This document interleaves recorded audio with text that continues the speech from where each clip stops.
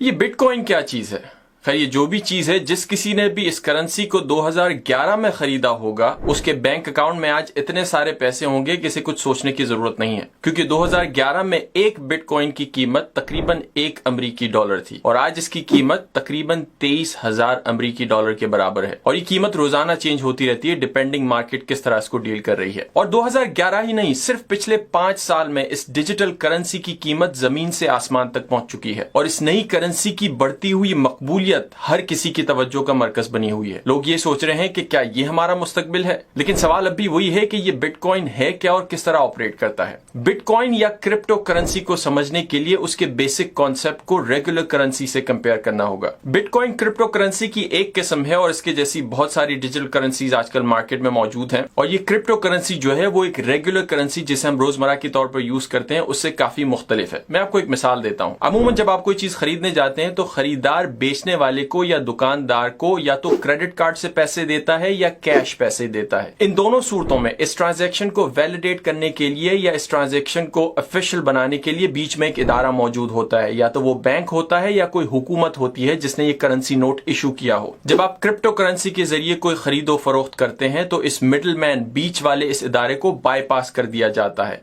यानी ये peer to peer technology है, यानी जो खरीदने वाला है वो डायरेक्टली बेचने वाले को इस करेंसी के थ्रू पैसे देता है और किसी बैंक या हुकूमत की इस ट्रांजैक्शन पर नजर नहीं होती। इसे डिसेंट्रलाइज्ड करेंसी कहा जाता है। इसका मकसद ही यही है कि जब लोग ट्रांजैक्शन करें या एक दूसरे के साथ कारोबार करें तो बीच में किसी थर्ड पार्टी या तीसरे इदारे का होना मौजूद नहीं है और आसानी से लोग ट्रांजैक्शन कर सकें बगैर किसी हुकूमत को बताए या बगैर किसी बैंक इदारे को बताए। क्रिप्टो करेंसी का ये आइडिया 2008 के फाइनेंशियल क्राइसिस के बाद सामने आया, जब बहुत सारे लोगों ने एक ऐसा मुस्तकबिल इन्विजन किया जिसमें जहां तक करेंसी की डीलिंग की बात है या फाइनेंशियल डीलिंग्स की बात है, लोगों का ये ख्याल है कि एक ऐसा मुस्तकबिल होना चाहिए जिसमें किसी तीसरे इदारे की परमिशन लेने की जरूरत ना पड़े और लोग आपस में ही एक दूसरे के साथ ट्रांजैक्शन करें। क्रिप्टो करेंसी के इस्तेमाल करने वालों का ये कहना है कि इसका सबसे बड़ा फायदा ये है कि इस करेंसी को कोई हुकूमत या कोई सेंट्रलाइज इदारा कंट्रोल नहीं करता। अमूमन जब करेंसी की बात आती है तो हुकूमतें या तो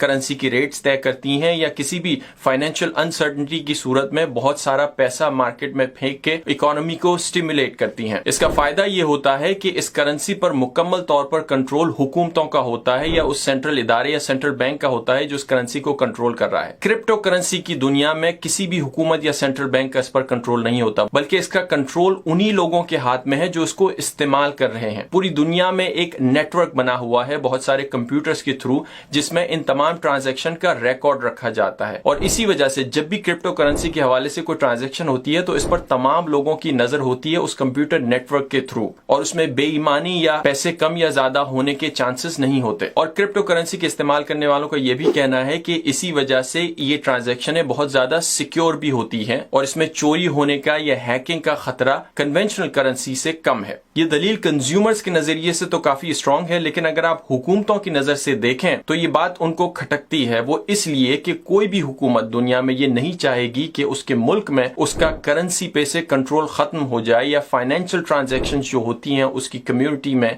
या उस मुल्क में उस पे से हुकूमत या किसी एक इदारे का कंट्रोल खत्म हो जाए। इसके फायदे या नुकसान भी हो सकते हैं। हुकूमतों का अमूमन ये कहना है कि इसका नुकसान ये है कि क्रिप्टो करेंसी के इस्तेमाल से जो भी ट्रांजैक्शन इस दुनिया में होती हैं उसका रिकॉर्ड रखना बहुत मुश्किल है। इसी वजह से बहुत सारे लोग गैर कानूनी काम करने के लिए भी क्रिप्टो करेंसी को इस्तेमाल करते हैं और जैसे जैसे क्रिप्टो करेंसी की इस दुनिया में मकबूलियत बढ़ रही है वैसे वैसे तमाम हुकूमतें बहुत सारे ऑप्शंस कंसिडर कर रही हैं कि किस तरह करेंसी को मेन स्ट्रीम में लाया जाए और नए कवानीन बनाए जाए, नए रेगुलेशंस बनाए जाए जिसकी वजह से ये जितनी भी ट्रांजैक्शंस होती हैं क्रिप्टो करेंसी की उसका रिकॉर्ड रखा जाए और हुकूमतों के पास उसका रिकॉर्ड हो। खैर ऐसा होगा या नहीं या क्रिप्टो करेंसी का मुस्तकबिल क्या होगा ये तो इस वक्त किसी को नहीं पता, लेकिन हर कोई इस मुस्तकबिल को इन्फ्लुएंस करने में लगा हुआ है और देखना यह है कि आने वाले दिनों और सालों में क्रिप्टो करेंसी का ऊंट किस करवट पे बैठता है। That's it, see you next time.